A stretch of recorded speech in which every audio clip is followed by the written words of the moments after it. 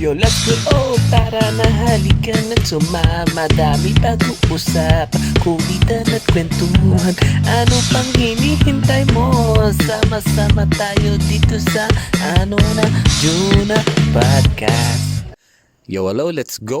Welcome sa panibagong ating episode ng Juna. At meron tayong bagong guest ngayon. Hello, magpakilala ka. Ako nga pala si Margads. Hello, Margads. Kamusta ka naman, Margads? Okay naman sa ngayon. Bilang daddy ng isa kong anak ay masaya ako. Aba, kamusta ang pagiging daddy? Okay naman. Ang daily routine is paghatid sa school, pakainin siya at abyarin ng aking mag-ina, ay masaya na ako. Pero meron ka pa trabaho. So, paano mo naman siya napagsasabay? Kung may umorder, diretso hatid ko sa bayan at kasabay din ng anak ko sa pagpasok. Lagari na. Kumbaga nakaschedule. Yan, kung tawagin ay lagari. Talaga. Speaking of order, ano bang binebenta mo ngayon? Ang dati ko pang product simula ng 2018 ay ang El Primo Products. Aba, Goods. may pangalang El Primo. Saan kilala ang El Primo? Nung ako'y nag-aahente noong 2018 ay sa Quezon, dinideliver ko siya sa malalayong lugar at hanggang ngayon ay tinatangkilik naman siya. Malakas. Saktuhan lang din sa ngayon. Anong pinakamasarap na produkto niyan? Ang bestseller natin na Hungarian at ang luncheon meat, syempre. Haba, nakatikim na. Tutuusin, halos lahat masarap eh. Hindi nyo palang natitikman. Gusto ko yun. Pero natikom ko pa lang. Ay, luncheon meat. Yung parang taka sausage. Bestseller. Yan ba tatalunin ba niya ng tender juicy? Talong-talo. Sa presyo pa lang, sibak na. Presyo pa lang. Sibak na. Mas mura pa lang sa inyo. Oo, mura siya kung tutusin. May commercial lang talaga ang tender juicy. Doon kayo natalo sa commercial. Yan. Kung gagawin mo ng tagline ng El Primo, ano ang tagline niya? Halimbawa, tender juicy, number 1 sa mga bata. Yung sa inyo, El Primo, El Primo, ang pinakamalupit, number 1 luncheon meat, tikman mo nang malaman mo. Tikman muna para malaman. So, bibili. Yung luncheon meat ba, saan ba gawa yan? Bali ginagawa siya ay dyan sa Cavite na dating nakapwesto ay sa Yasaki sa may Laguna. Yung Yasaki Torres? Oo. Ayun yan? Oo, Torres Foodline. Doon ka kumukuha. Yan. Lumipat sila ngayon sa Cavite kasi hindi ko rin medyo conflict. Hindi ko alam ang dahilan. Kasi ka lang. Naman is diretso lang ang deliver nila. Walang problema sa layo. Yung sausage ba may sauce? Wala kasi Hungarian sausage siya. Malasa na siya. Pag niluto mo, nandun na lahat. Sausage. So, dapat may sauce. Hindi ko alam pero yun ang nadatnan ko eh. Pero dahil Nadatnan ko ng malakas. Yun na yun. Pero dahil nagtitinda ka ng sausage, paano ba proper na pagluto ng sausage? Nalaman ko din sa mga expert, pinapakuluan and then sa kaunting tubig kapag na-drain na siya, natuyot na lagyan mo na ng mantika at doon na sumasarap. Parang longganisan lukban. Di ba pag naglongganisan lukban ka, tubig din muna? Hindi pa. Ang ginagawa ko sa longganisan lukban, diretso luto na, diretso mantika na, hindi ko alam yung pinapakuluan sa hotdog yung alam ko.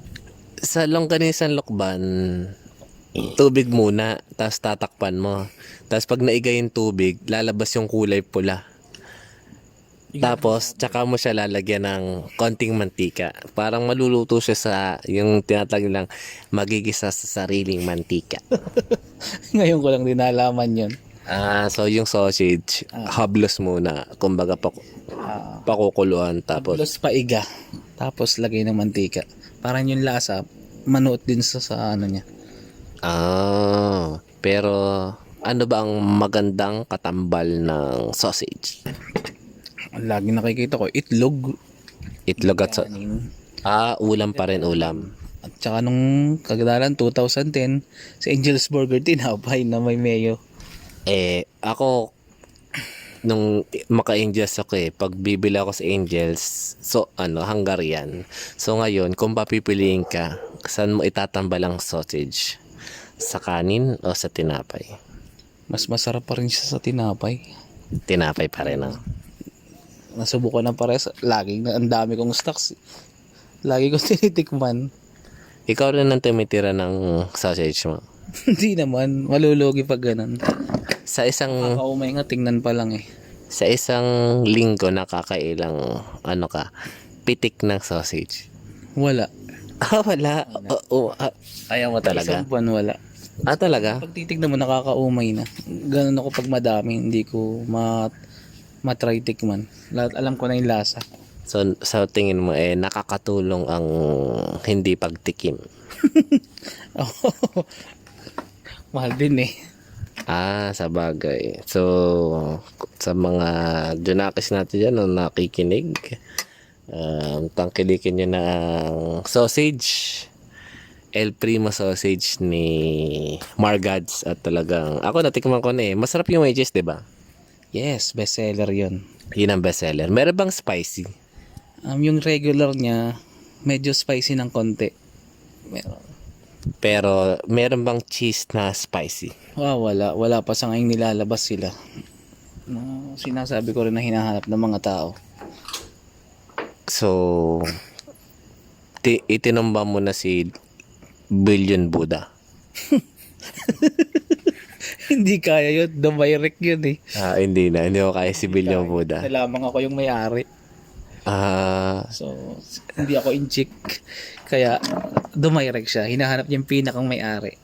Nang sinabi kong ako yung may-ari, sumibat na siya papunta sa direct. Dumayrek na. Hindi siya naniwala sa'yo. Magaling si Billion Buddha. Kaya siya Kakainis. Billion Buddha. Kadalawang order lang, umayaw na. Pero ngayon, yung iba, ikaw na nagdi-distributor. Oo. Kasi nasa akin ang mga contacts nila. Big time ka na pala, Margads. Hindi nga eh.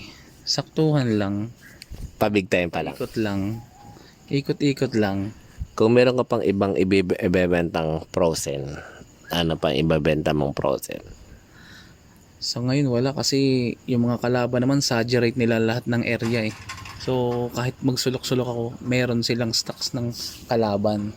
Kaya ito, exclusive ako dito kasi ito talaga yung halos wala. Para sa lahat ng mga nakikinig, by the way, so may makikinig tayong mga tricycle kasi andito tayo sa labas ang ating setting. Meron ka bang trivia sa hotdog or sausage na hindi alam ng ating mga Junakis?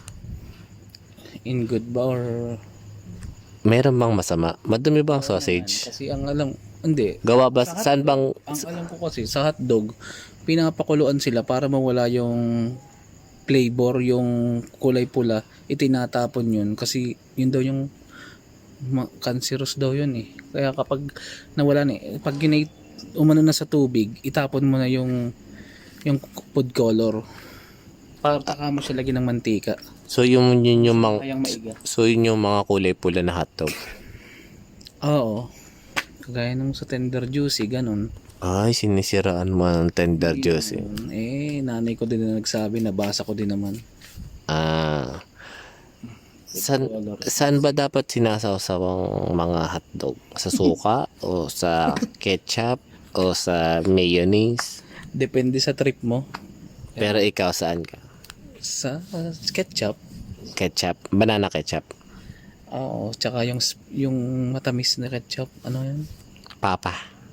Hindi, yung Jufran na ano. Sweet and spicy. Yun. Masarap yun. Masarap nga yun. Para sa akin. Hindi ko alam sa iba.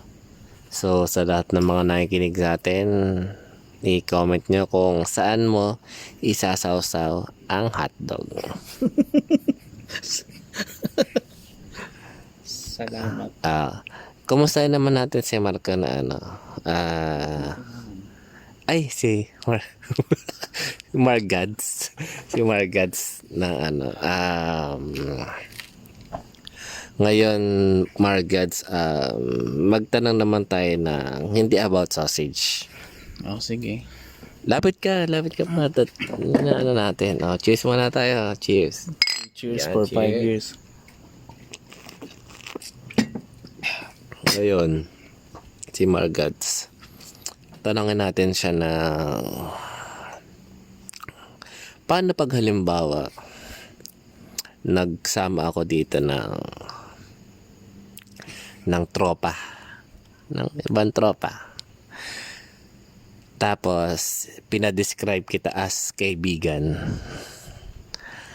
Paano kaya kanya i-describe as kaibigan?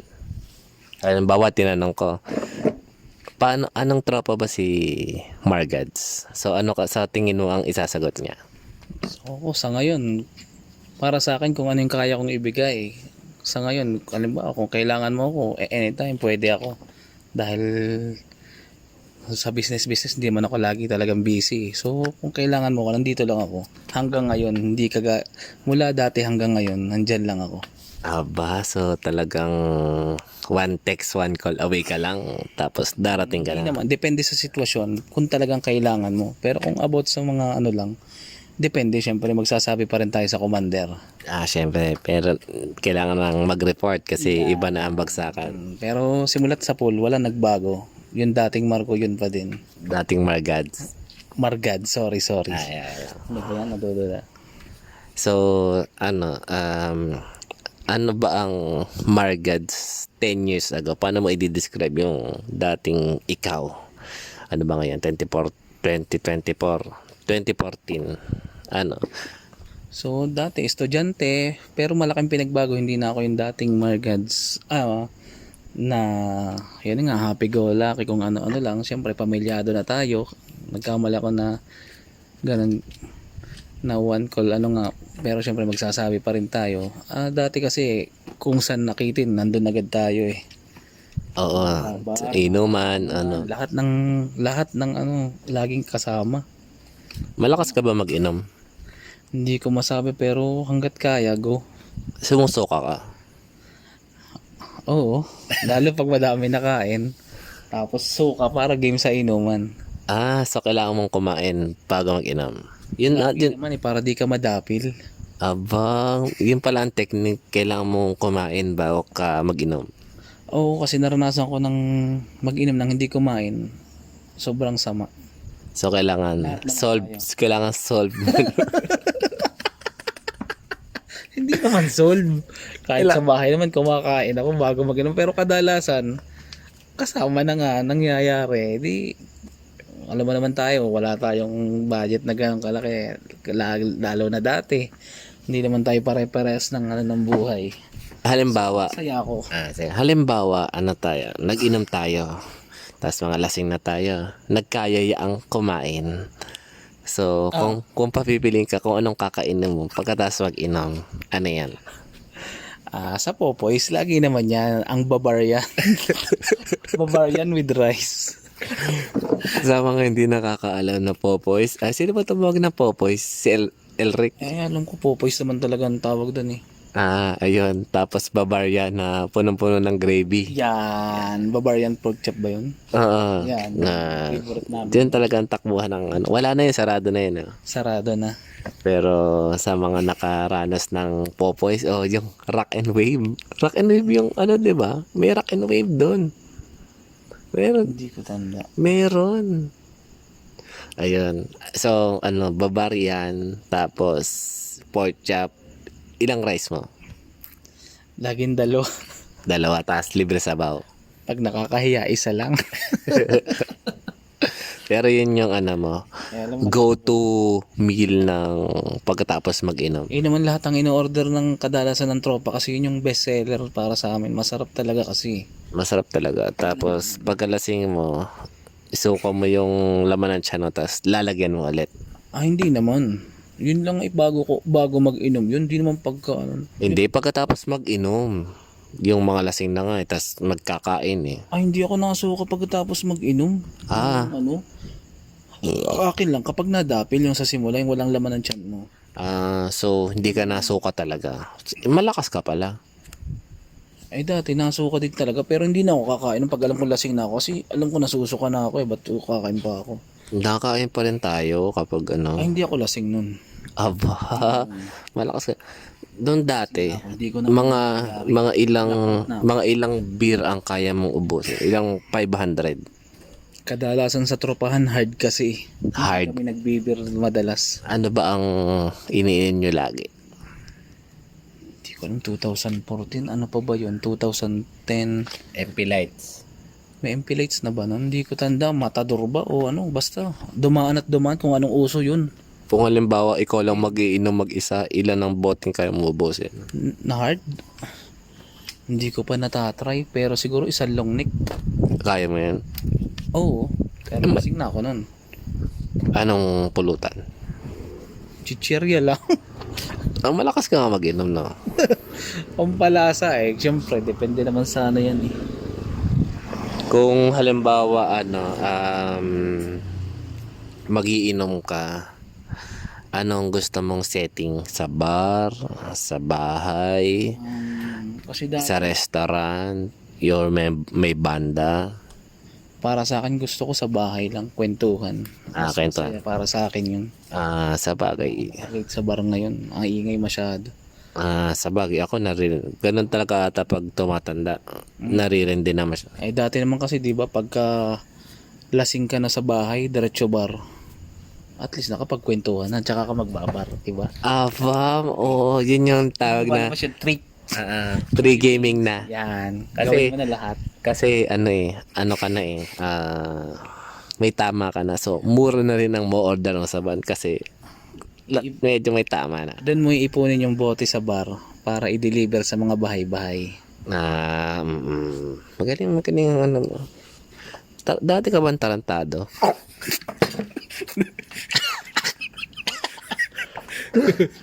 nasamid na enjoy na ano siya. Ba't ka nasamid? Tarantada ka ba dati? Kasi yung tanong mo, kakaiba, medyo hindi naman ganun eh. Ha? Semi-tarantado. Damay lang din kasi may kaibigan akong mas tarantado talaga. Siguro sa mga Jonakos natin, alam na nila kung sino ang tarantado talaga. Nagkakaibigan kasi ako. May kaibigan kasi yung anak ni Satanas eh. Kung ini anak ni Satanas, ano ka? Pinsan ng anak ni Satanas. Ano lang, kasama lang ni Satanas. Masama ka din pala. Napapasama kay Satanas. Ano yung mga naalala mo, kawalangyaan mo dati? May nagpopog sa amin nung elementary, tapos may scramble siya, nilagyan ko ng buhangin. Paghigop niya, puro buhangin. Pero pagtingin niya, malayo na ako, natakbo ako, pero inabutan niya ako. Hampasin niya ako ng bato. Na-out kami ng teacher, yung teacher, inumpog ako sa blackboard kasi walang ya ako daw. As naiyak kasi yung may-ari ng scramble eh. 5 piso na rin yan dati.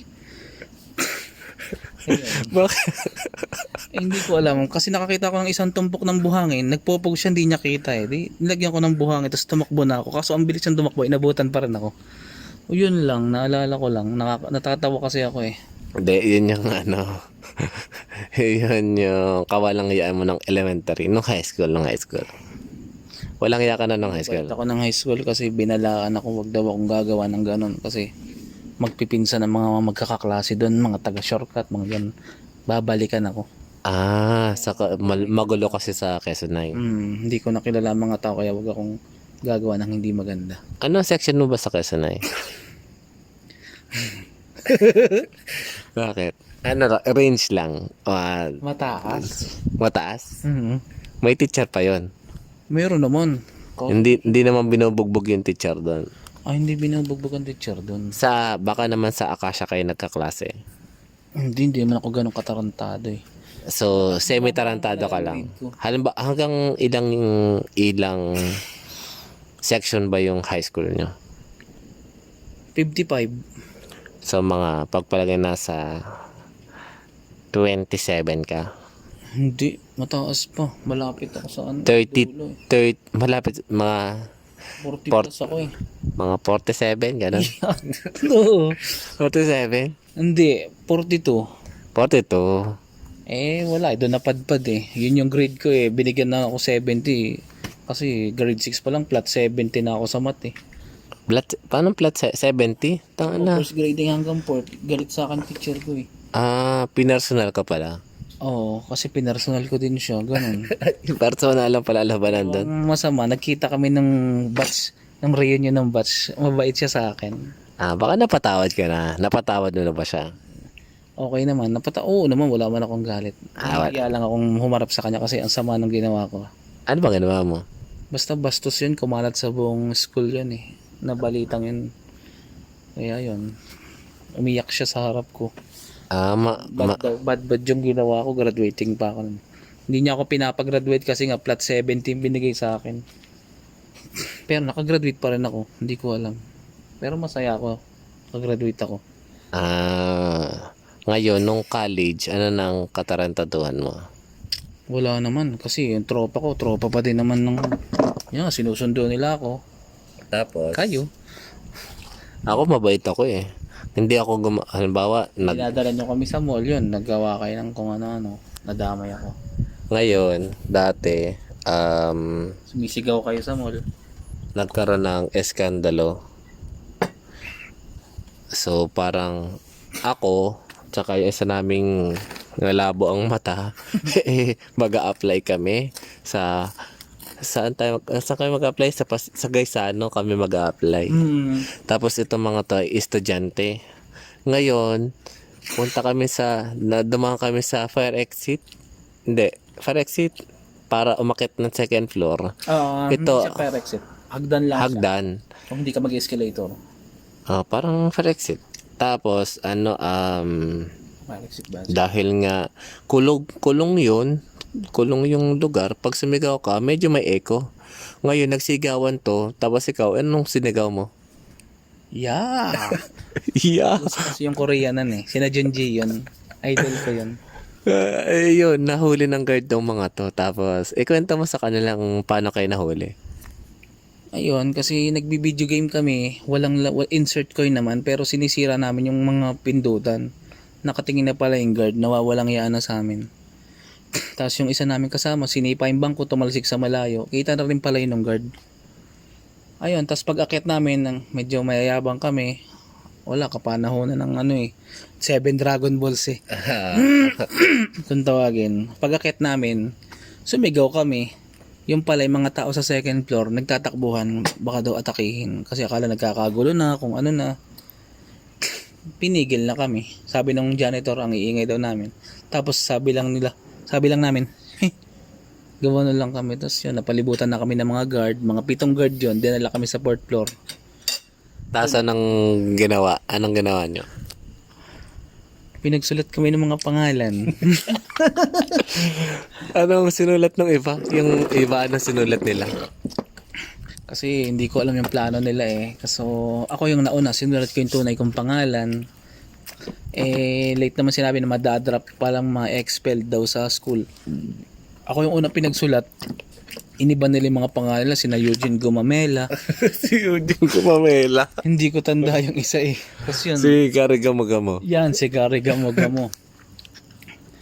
Tapos ayun, ang yabang-yabang ng nagagalit sa amin, papakulong daw kami. Hanggang sa dumating na nga ang padrino namin. Yeah, ng ating padrino. Yan, doon na sila nabahag ang buntot at naisalba kami. Nasabi pa no body contact sir, walang body contact. Hawak daw sila ni Ayala at Sobel. Baka daw commute yung padrino namin. Ayun, nakita ang padrino, nabahag ang buntot. Yan, at doon nagsahabaan ulit ang sungay ng mga kasama ko. Nagyabang na ulit. Yan, kapanahon na may 7 Dragon Balls. So ngayon, sa tingin mo, mabait ka na? Oo naman, wala ka nang pinagbago ng dati sa ngayon. So ngayon, nung 2014, tarantado ka ngayon. Ano na ang Margads ngayon? Matrip lang talaga, masayahin. Kumbaga good memories naman, kahit pag-usapan hanggang ngayon masaya eh. Kung mai-imagine mo talaga. Pero sa ngayon talaga, kung uulitin, yung namimiss din na magkakasama, pero alam mo, may kanya-kanya ng pamilya. Sa ngayon, happy father naman ako at pinapatuloy ang simpleng buhay kasama mag-ina ko. Nakikita ko naman isa kang responsableng ama at saka patuloy mong tinataguyod ng iyong pamilya. Ano sa tuwing umaga, ano mo pinagpapasalamat mo? Simple lang naman. Yung nakatulog kami ng maayos, nagising kami at meron kaming nakakaing masarap. Mga simpleng pasasalamat na wala kaming nararamdamang sakit. Yun lang, sa araw-araw, masaya na ako. Buong pamilya namin. Talagang nagbago na ang markets ngayon, no? Talagang iba na ang iba na ang iba ka na talaga. Nagdadasal naman ako talaga dati pa bago matulog, kahit lasing-lasing. Huwag lang yung blackout, di ko na alam yung nangyari. Hindi na makapagdasal lang. Sino na makakapagdasal ng blackout? Siyempre wala na. Pag lasing ka, nagdadasal ka pa rin. Hindi ko na nga alam kung saan ako saan ako napunta, kung paano nangyari. Hindi ko na alam eh.